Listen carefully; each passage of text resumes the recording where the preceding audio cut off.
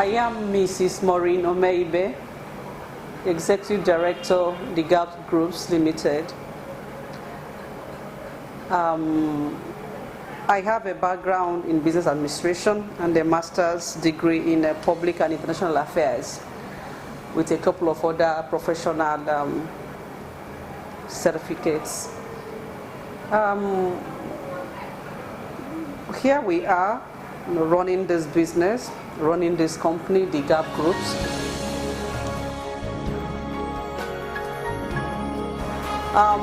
The Gap as a company has been in operation for over 2 decades, but The Gap Groups was incorporated 5 years ago.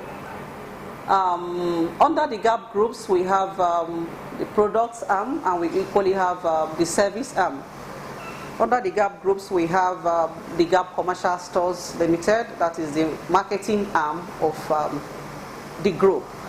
We also have The Gap Industries Limited. The Gap Industries Limited is the arm of the business that manages the assembly of sub-automobiles. We also have The Gap Logistics Limited that are into deliveries, courier management, anything that has to do with the movement of items from one point to the other. That is what The Gap Logistics does. Under these 3 arms of the business, we have other things that comes under it, which we will discuss as we move ahead.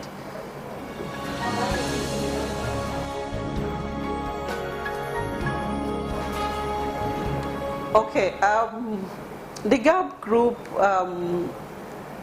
is a company that is really having serious focus on people and developing people.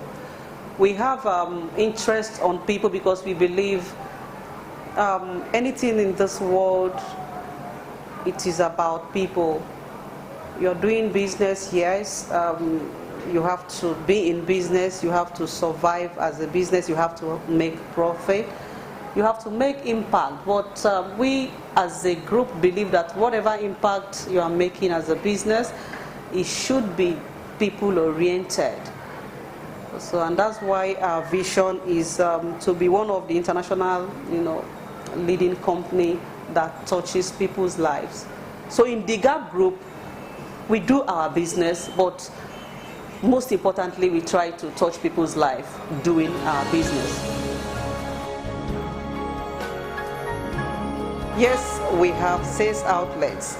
Like I did mention before, The Gap Commercial Stores is the arm of the business that markets sub-automobile products in Nigeria and in some West African region. The Gap Industries, on the other hand, is the arm that supplies The Gap Commercial Stores. Yes, we have sales outlets. The Gap Commercial Stores, that's a major marketing company based on sub-automobile in Nigeria and in some West African countries. We have outlets in Nigeria, in several locations in Nigeria here. We have one here in Lagos, located at our main sales outlet is located at 24 Habat Makole, Ebute Meta. We have a sales outlet at Idiroko, that is the border side. We also have one at Seme. We also have outlets in the northern parts of the country. We have in Sokoto, we have in Ilela, we have in Daura, then in Yola. Of course, we used to have in Mubi, but we have to shut down at a point in time because of the crisis of insurgency.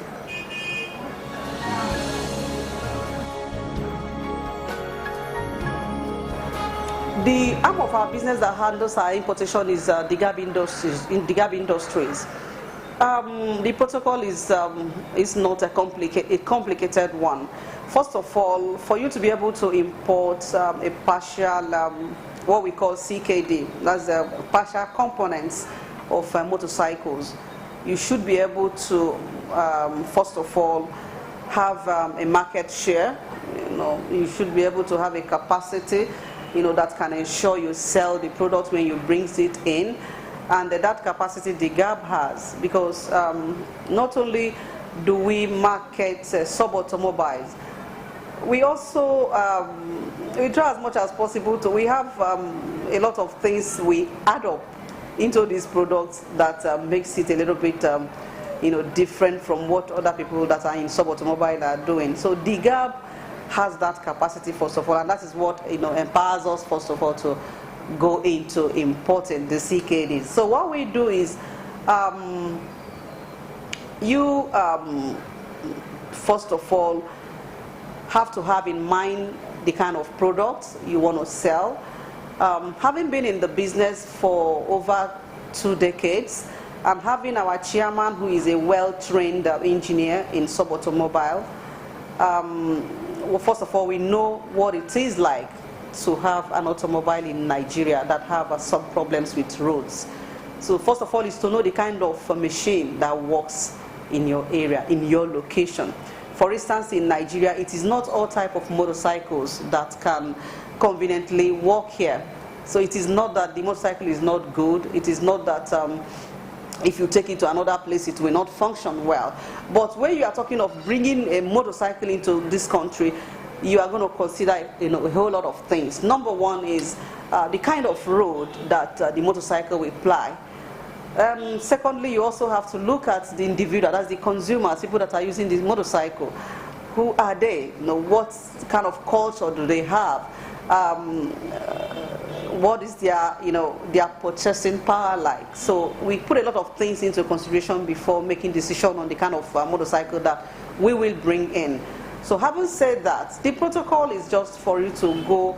Of course, we do not have for now a 100% motorcycle manufacturing company in Nigeria. So some of us that are in the business, what we do is to secure partnership from major companies overseas, and then see how you can collaborate with them to come out with a very good product to sell for the Nigerian market. So what the GAP does is to make use of that leverage. We have partnerships in India, we have partnership in Japan, and we have partnership in China. So depending on the type of product that we want to bring in, we work with these partnerships that we have secured, and then we are able to bring in a very strong, durable and tailor-made product for the Nigerian market.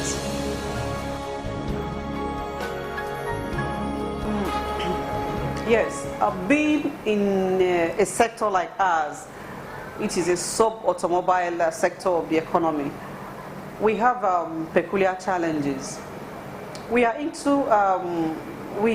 in a sector that sometimes, I would say, government neglects us in taking some decisions. We are in a sector where there is, I would say, there is a shortfall in information out there in the public domain of what we are actually putting as a contribution as a sector into the growth of the growing of the Nigerian economy. There is a lot of contributions from this sector to the Nigerian economy. We run massively, and often you find out that whatever thing we are doing in this subsector is not adequately captured in data for the government to be actually seriously interested in what is happening in our sector. It is just of recent that we were merged with the Motor Vehicle Council of Nigeria, or what will I call it? It is of recent that we are being recognized as also people that the government should reckon with when they are formulating their policies, and they are beginning to consult the leaders in the sector when they want to come out with certain policies. The economy is interwoven with any type of business that we are into. Whatever that is happening in the economy has a direct impact on the functionality and operations of the business. So in our own sector, yes, we have a serious challenge as a result of the recession. It's those challenges we would want to look at it from the point of view of also a country that is trying to be by themselves, a country that is trying to be self-sufficient. So we are not taking it in bad faith. Rather, what we are doing is to ensure that we manage it in such a way that we come out of it with, minimal scars as business. Typically in sub-automobile, the number one and the major challenge is that we are unable to access our products. For instance, in the gab industries, since March 2016, that is going on, from March to now is how many months? We have not assembled a single unit of our brand of motorcycle in our assembly plant because we don't have it. We've not been able to bring it in. Why have we not been able to bring it in? Because we don't have, forex to bring in this products. The scarcity of forex, the government effort to ensure that there is a reduction in importation by businesses and their redirection of interest to agro-based businesses is drastically affecting our level of performance. So what happens is when you do not have access to fund to do your imports, you find yourself in a situation where you have to look for alternative. That alternative is what we have managed, to make use of. But when you look at it deeply, you will see that even with that alternative, by the time you bring in the product, your landing cost is still very high. And when your landing cost is high, it becomes very difficult for you to sell the products. Because you are selling to people that are still in the same economy that you are in. They have lost a lot of money. I would say a lot of money, yes, because when there is inflation, typically people find it difficult to even have enough money to tend to their daily needs, not to talk of buying products. And our customers are people that are from middle class to poor class. They are our direct consumers, talking about motorcycles and tricycles. So what we find ourselves in now is you bring in products, even if you manage to bring in, but the gab industries has not been able to bring in. We have just lifted skeletal product for this year. That's what we still have in our warehouse and selling. But for instance, now we are expecting our products in a couple of weeks now. When it comes, there is no way we will have the kind of expectation that we always have in terms of sales, because the landing cost now is like 75% higher than what we used to have. So, and we are still coming back to sell to the same market. So it becomes very difficult for us, the business owners, and for the people that you are dealing with, your customers and then the users of your product. So this is one of the major challenges. Lack of product as a result of insufficiency in forex, and also increase in price of products. So people naturally lost their purchasing power, and of course sales it has dropped significantly.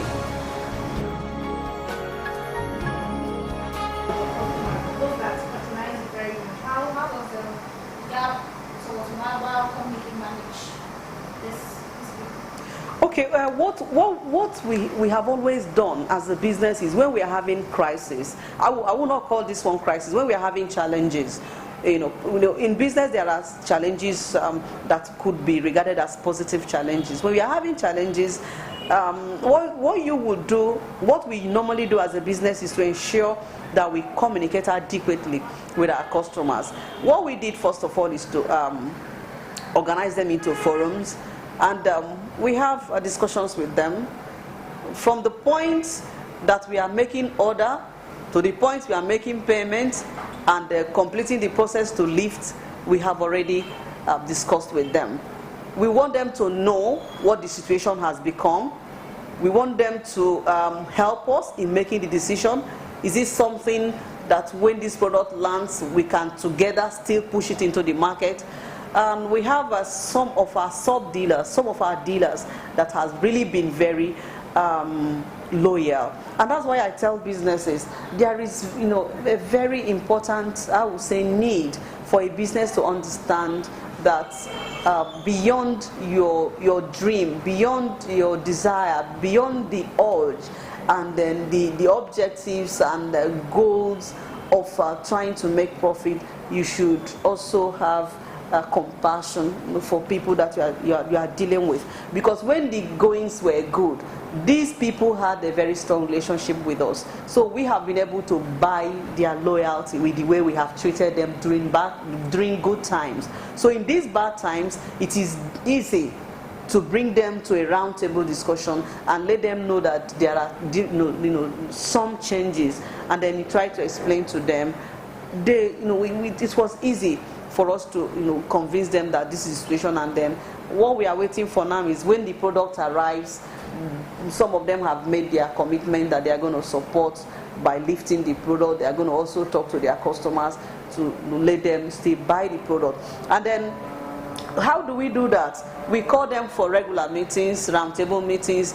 We take them out sometimes for fun gatherings. In that kind of platform, we get to know what their problems are outside the business circle. We have kind of developed a family relationship, with them. So it is easy for us to get, them to understand how, the economy has compelled us to, come up with this price for our own product. So that understanding is already there. Then again, we try to also share, in the cost by using some of the materials that we have before, probably the material that we have set aside, branded materials for promotions or other things. We try to bring it back and add it to their, to the product that we are selling them. Then again, is what stands the gap out is also what we are using sometimes to manage this critical situation. We make sure that our product remains the same in quality. Some of the people, the players in the industry, some of them, and I don't blame them, because you are in business to survive. You cannot buy a product that you are sure 100% that you won't be able to sell it. So instead of them to go and still maintain the qualities that they are bringing in before, they go and reduce the quality, so that when the product comes in, they will be able to sell. But the Gap, we do not do that. We stand on that quality, and it is that conviction that the customers have, about the durability of our product, the quality of our product, that also keeps them close to us even when prices changes.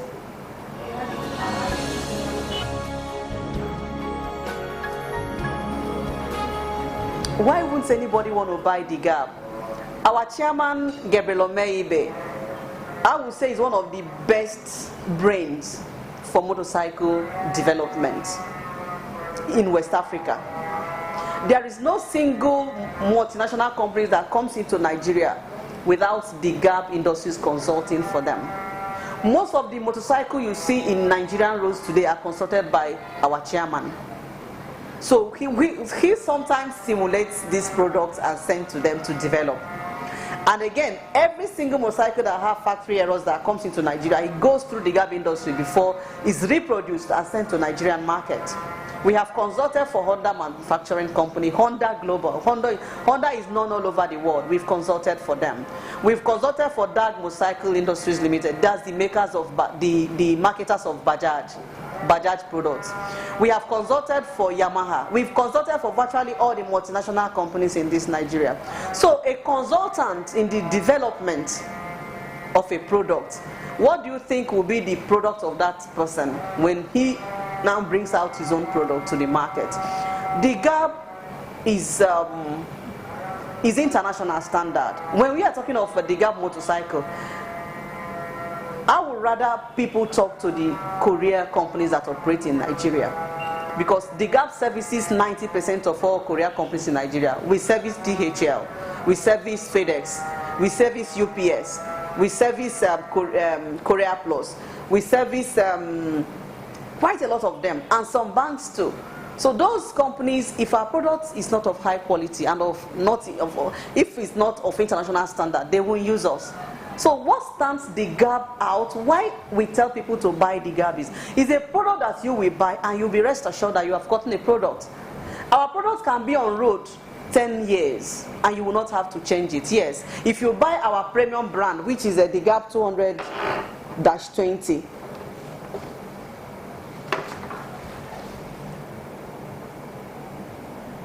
that's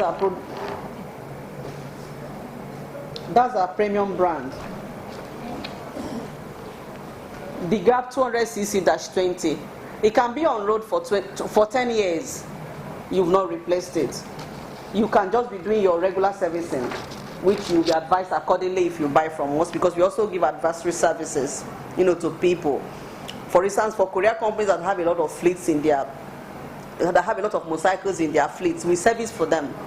Because not only do we sell motorcycles, we build motorcycles, we service motorcycles, we maintain motorcycles. We tell people what they need to know about usage of motorcycles. So when you say the Gap, yes, we have other businesses, but in sub-automobile, the Gap has come far. And anybody buying the Gap knows they are buying a product.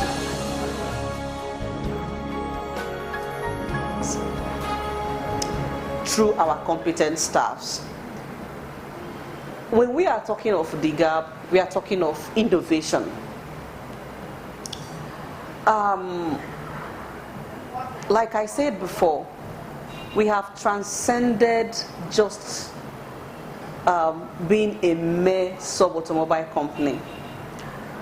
We have gone beyond that level, and where we are now is a place where people will begin to, relate with us as, we will say, not just as a business, but as a humanitarian establishment, as a human-oriented establishment. Yes, the business face is there, the business arm is there, but now we want to directly use what we have been able to achieve over the years as a business to improve the life of people. So, and every now and then, at any point in time, the Gap is thinking of what next to do. So get to these people we are talking about. So we came up with the project last year, and we said, okay, we've been training people out of records. We call young school leavers, we send them to our service centers. Our qualified and professional technicians, we train them, we give them certificates, and they go.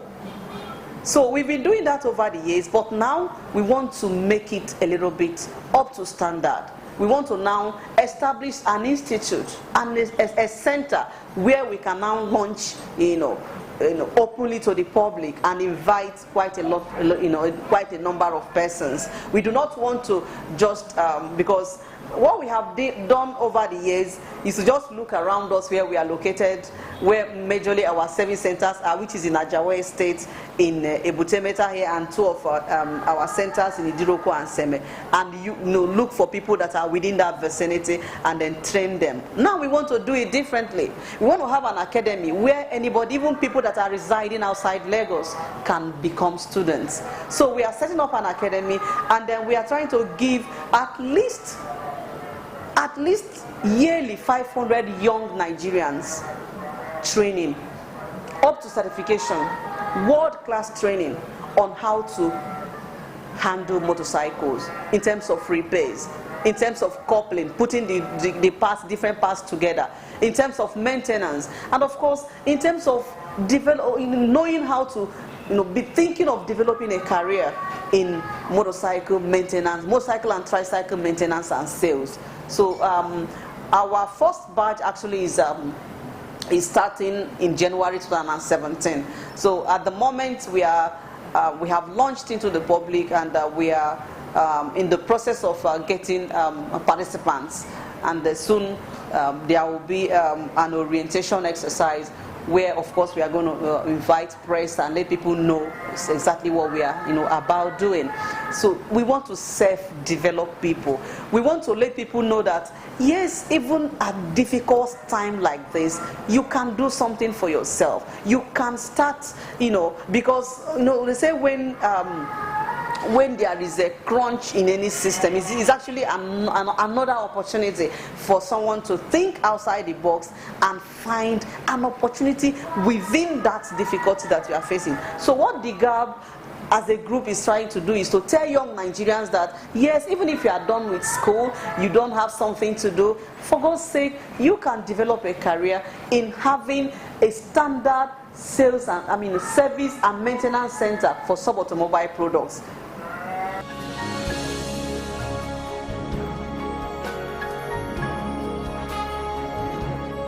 That the GAB want to go into, as it has become a necessity for every business to begin to think originality, to begin to think of how to become Nigerian in total.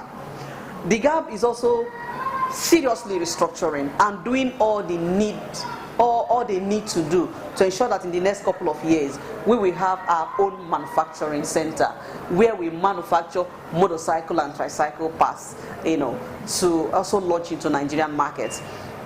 Now, what are we talking about here? Even the federal government, of course, they have been there encouraging all of us, from the onset that we should try to do something, we should try to manufacture parts of these products in Nigeria here. But of course, there's a lot of things that has to go into that. When we are talking of setting up a big manufacturing concern, it's not something that you just wake up and start doing. There's a lot of capacity that you need to build, financial and otherwise. And that's why a lot of people are a little bit reluctant. And again, because of the harsh environment in the Nigerian business system, you have a factory, for instance, you have to be the one to produce, power your factory by yourself, because there is no power. Okay, for instance, even if you have power, if Nigerian, for instance, improves and becomes a power generative economy, what of the roads? You will produce your item, before you can transport it from one point to the other point, you have to suffer a whole lot. So there's a lot of things that is wrong with the Nigerian system for those of us that want to go into full-fledged manufacturing. But we are also saying and also encouraging people that it is doable. All we need to do is just to do our basic due diligence and, of course, build capacity. When you build capacity, the cost of production naturally comes down. So how do you build capacity? We are saying, okay, how many of us are leaders in this business? If you as an entity, as a company, cannot set up at least a significant capacity manufacturing concern, you can partner with another operator. You can partner with another company and decide to produce a particular item. You don't have to go into producing every component of the motorcycle. You can just choose one or two and start from there. And that's where the GAB is going in the next couple of years. The GAB wants to establish a manufacturing plant that will run components 100% in Nigeria here.